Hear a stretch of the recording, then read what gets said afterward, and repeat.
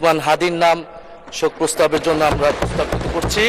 জাতীয় সংসদে আজ নতুন এক বিতর্ক তৈরি হয়েছে। শোক প্রস্তাবে কয়েকটি আলোচিত নাম অন্তর্ভুক্ত করার দাবি তুলছে এক সংসদ সদস্য। তিনি বলেছেন, দেশের ইতিহাসে যেসব ঘটনা মানুষকে নাড়া দিয়েছে সেসব নামও সংসদে স্মরণ করা উচিত।